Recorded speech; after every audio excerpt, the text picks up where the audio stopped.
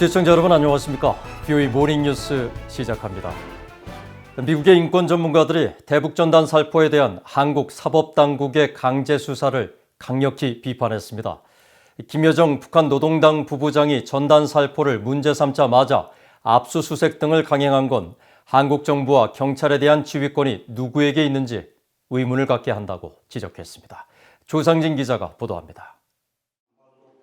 동맹국 정부에 대한 직접적 비판 대신 대북전단 살포 금지법 강행에 유감을 표하고 민주주의 국가로서의 책임을 강조해왔던 미국의 전직 인권관리들은 김여정 북한 노동당 부부장의 담화 직후 강행된 대북전단 살포 수사에 대해서만큼은 북한의 위협에 대한 굴종으로 평가했습니다. 로버트 킹 전 국무부 북한인권특사는 김여정의 위협에 즉각 수사에 나선 한국 정부를 비판하면서 한국의 대북 협상력 훼손을 우려했습니다. I think South Korea does not look good if they respond so immediately and give the impression that they're frightened of the North or that they're so anxious to make a deal with the North that if North Korea threatens them, they immediately jump. It undermines their ability to negotiate with the North. 실제로 김여정 부부장이 지난 2일 탈북민 단체의 대북전단 살포에 대해 용납 못할 행위라고 비난하는 담화를 내놓자 같은 날 김창룡 한국경찰청장은 대북전단 살포에 경찰이 미온적 초동 조치를 했다고 질책하며 신속한 수사를 주문했습니다.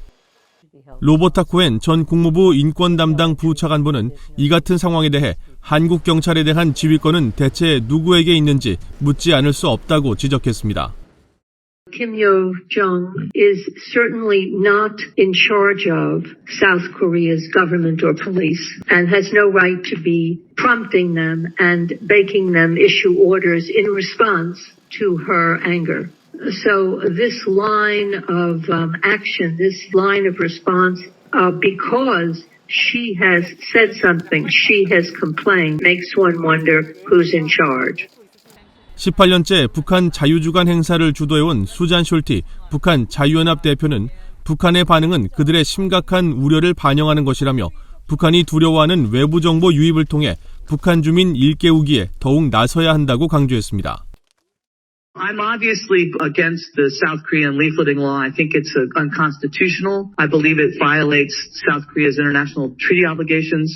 So it's really a shame that they are continuing to try to do the requests of the DPRK because we should be doing more balloon launches, not less. We should be sending in more radio so people can listen. 전문가들은 북한이 바이든 행정부로부터 어떤 반응이 뒤따를지 몰라 미국을 위협하는 데는 다소 신중한 반면 북한 요구에 번번이 순응하는 태도를 보인 한국에 대해서는 거친 표현의 성명을 거침없이 내놓는 것으로 진단했습니다. 그러면서 북한 인권 문제에 대한 논의를 철저히 통제하려는 북한이 원하는 것을 얻기 위한 손쉬운 상대로 문재인 정부를 여기고 있다고 지적했습니다. BOA 뉴스 조상진입니다. 바이든 행정부는 인권 문제에 있어서 과거 행정부보다 더 단호한 입장을 취하고 있다고 미국 내 전문가들이 진단했습니다. 전문가들은 이에 따라 북한과의 핵협상에서 북한의 인권 문제가 병행될 수 있다고 전망했습니다. 김영규 기자입니다.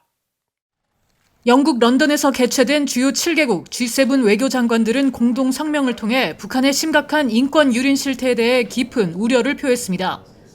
미국 대외 정책 외교의 중심은 인권이라고 밝힌 바이든 행정부의 첫 G7 외교장관 회의에서 확인된 북한 인권 문제에 대한 대응입니다.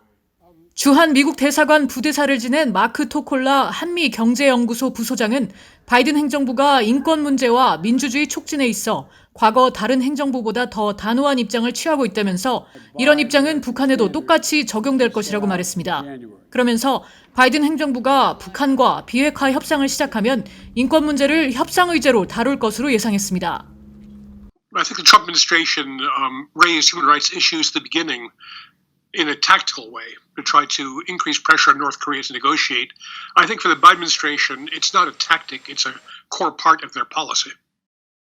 크리스토퍼 힐 전 국무부 동아태 차관보는 북한이 미북 관계 개선을 원한다면 인권 문제는 피할 수 없다면서 바이든 행정부는 인권 문제를 다룰 것으로 진단했습니다. I think the fact is that if there's a willingness to denuclearize and an interest in having a better relationship. Human rights is kind of an inevitable subject to raise, but I expect it would be done in a way that will be positive for the overall relationship, not negative. 데니엘 스나이더 스탠포드대 연구원은 바이든 행정부가 인권과 민주주의를 이전 행정부보다 더 강조하고 있는 건 사실이지만 인권 문제를 꼭 핵 협상의 맥락에서 다뤄야 할 필요는 없다고 말했습니다. 인권 문제는 지속적으로 다뤄야 할 보편적 문제라는 겁니다.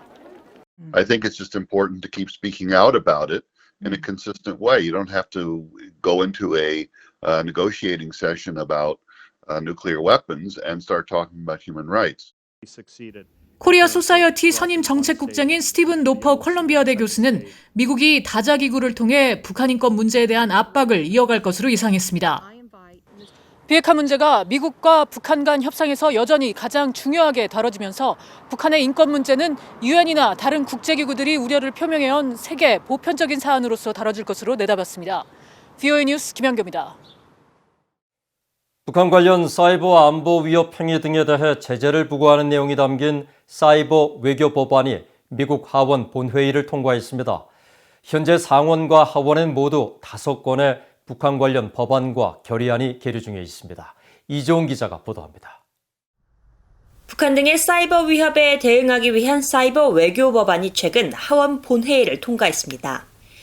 이 법안은 국제 사이버 공간에 대한 미국의 정책을 확립하도록 하는 내용이 골자로 특히 북한 정부를 대신해 사이버 안보를 위협하는 모든 단체와 기관에 대한 제재 부과를 촉구하는 내용이 담겼습니다.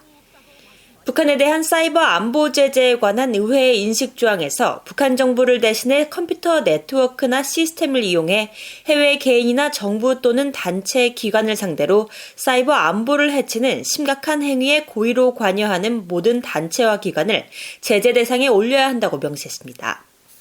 법안을 대표 발의한 마이클 맥카울 하원 외교위 공화당 간사는 지난달 21일 법안 표결 직전 본회의 연설에서 사이버 공간에서의 미국의 안보 확립 필요성을 강조했습니다.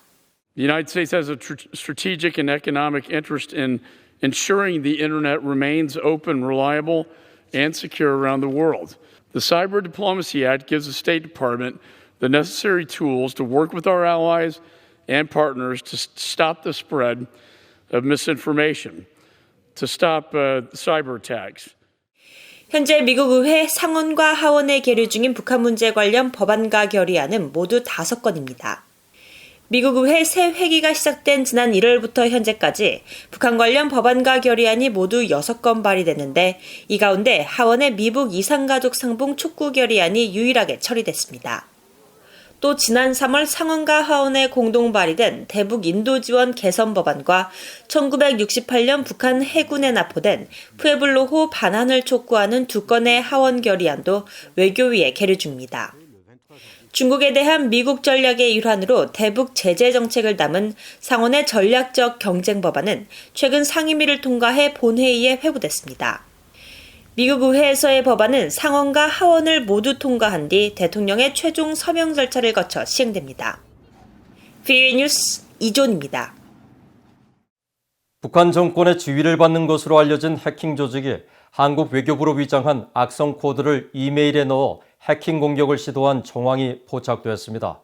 한국의 사이버 보안업체 이스트 시큐리티는 7일 한국 외교부 대변인실 표지에 가판 뉴스 내용이 담긴 PDF 파일 내용을 사용해 이메일 수신자의 의심을 피한 뒤 해킹 공격을 시도한 정황을 포착했다며 북한 정권과 연계된 해킹 조직 탈륨의 소행으로 보인다고 밝혔습니다. 외교부 발행으로 위장한 PDF 파일 안엔 악성 파일 데이터와 문서가 포함되어 있고 이 파일을 실행하면 정보 유출과 원격 조정을 할 수 있는 해킹 파일이 작동하도록 설계된 것으로 나타났습니다. 이스트 시큐리티는 이번 공격이 탈륨의 과거 암호화 방식과 일치하고 지난 4월 말 발견된 한국 외교부 재외공관 사칭 악성 이메일 공격의 연장선으로 파악됐다며 각별한 주의가 필요하다고 당부했습니다. 미국과 일본, 호주, 인도 4개국의 안보 대화인 쿼드는 영내 실질적 위협에 대응하기 위한 것으로 관심 있는 국가들의 참여 기회를 열어둘 것이라고 백악관 당국자가 밝혔습니다. 에드 케이건 백악관 국가안보회의 동아시아 오세아니아 선임국장은 7일 한국의 민간연구단체인 최종연 학술원이 주최한 코드 관련 화상 토론에서 쿼드는 가치를 공유하고 비슷한 관점을 가진 국가들이 공통과제에 대응하기 위해 설립된 것으로 무엇에 대항하거나 안보 동맹의 성격은 아니라고 설명했습니다.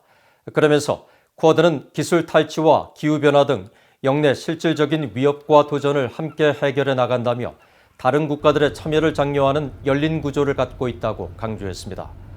이날 토론에 참석한 조셉 윤 전 국무부 대북정책특별대표는 현재 한국은 쿼드 참여에 어려운 위치에 있다며 한국이 백신이나 기후변화 관련 워킹그룹엔 참여할 수 있겠지만 실질적으로 중국 등을 견제하는 구조에 참여하는 것은 저항하려 할 것이라고 전망했습니다. 북중 무역의 관문인 신의주와 단둥역 등 북중 접경 지역에서 최근 화물을 수송하는 궤도차의 움직임이 급증해 북중 철도 교역이 재개될 가능성이 크다는 분석이 나왔습니다. 미국 민간연구단체인 전략국제문제연구소 CSIS는 6일 보고서에서 신종 코로나 바이러스 감염증 대유행 전인 지난 2019년부터 지난달까지 북중 접경 지역인 신의주와 단둥역 주변 위성사진을 분석해 이 같은 움직임을 파악했다고 밝혔습니다.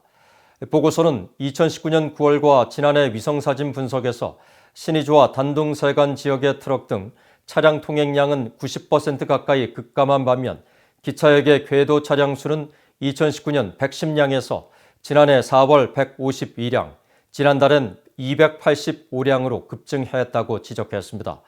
또 지난해 10월 신의주 기차역 야적장 부근에 대형 임시덮개가 설치됐다가 지난달에 제거됐다면서 중국 수출용 궤도차의 화물 보호용으로 보이는 해당 덮개가 제거된 곳은 조만간 북중 철도 무역이 재개될 수 있는 신호로 보인다고 분석했습니다.